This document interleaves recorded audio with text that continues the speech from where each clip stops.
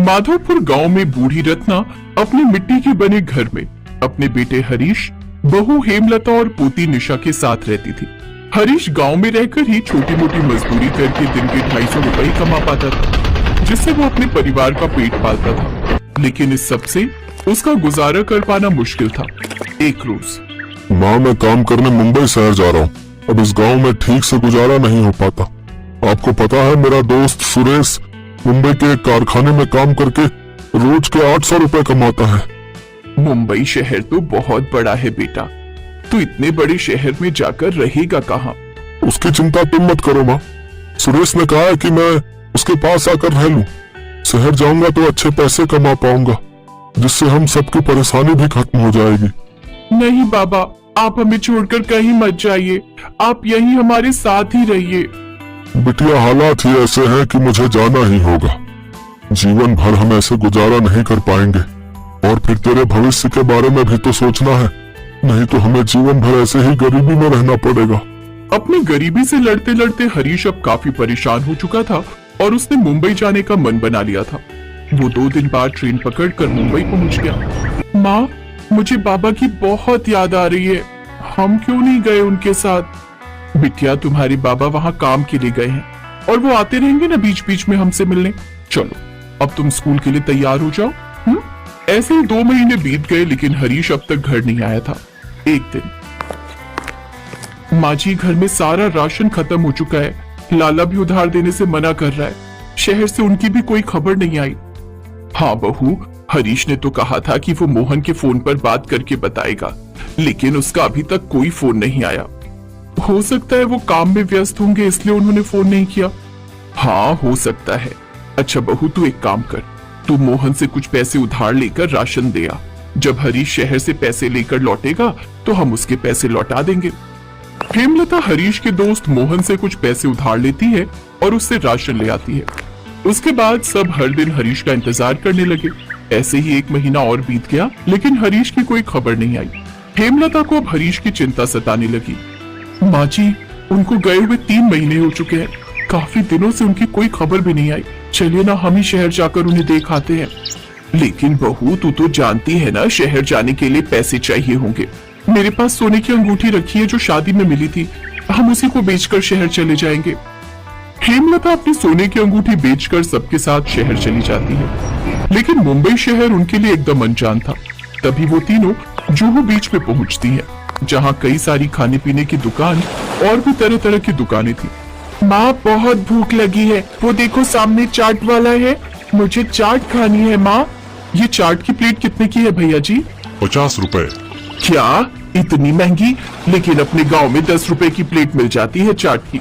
अरे अम्मा, वो गांव है और ये शहर, और जिस शहर में आप खड़े हो ना, वो मुंबई शहर है।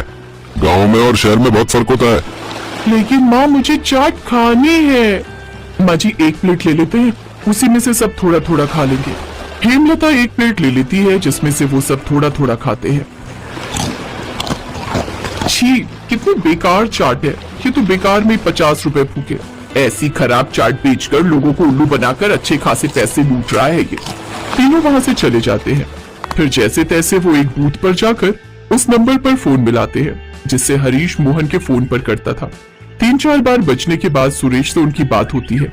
वो एक आदमी से उस जगह का पता पूछकर सुरेश को वहां बुलाते हैं।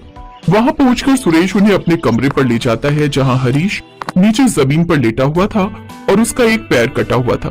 ये देख वो तीनों डर जाते हैं। हे भगवान, ये क्या हो गया आपके पैर को? बेटा, ये सब कैसे हुआ? माँ, वो मैं यहाँ कारखाने में काम कर रहा था, तभी काम करते करते एक दिन मेरे साथ ये हादसा हो गया। आपके साथ इतना कुछ हो गया और आपने हमें बताया भी नहीं।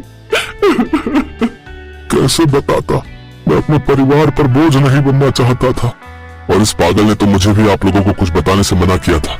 ये तो आश्रम में जाने की बात कर रहा था। अब वो तो अच्छा हुआ जो आप लोग यहाँ पर आ गए। मेरे बच्चे, भला कोई अपने परिवार पर बोझ होता है क्या?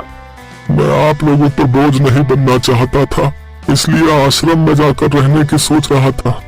आप हम पर बिल्कुल भी बोझ नहीं है, और आपको आश्रम में जाकर रहने की कोई जरूरत नहीं है। मैं ताउम्र मेहनत करूंगी लेकिन आपको कभी भूखा नहीं रहने दूंगी। चलिए अब अपने गांव वापस चलते हैं। भाभी आप अभी अभी तो मुंबई शहर आए हैं, न जाने फिर कब आना हो।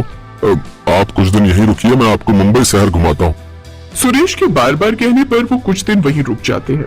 शाम को सुरेश चाट बनाने का सामान लाता है। हेमलता भाभी, आपको याद है आपने एक बार हरीश के जन्मदिन पर मुझे चाट बनाकर खिलाई थी। बड़ा मन है आपके हाथ की चाट खाने का, आप बना देंगी? हाँ हाँ, क्यों नहीं सुरेश भाई, ये भी कोई कहने की बात है। लाइए मैं बना देती हूँ चाट। हेमलता चाट बनाकर तैयार कर लेती है, जिसे खाते ही सब अपनी उंगलियां चाटने लगते हैं। वाह भाभी,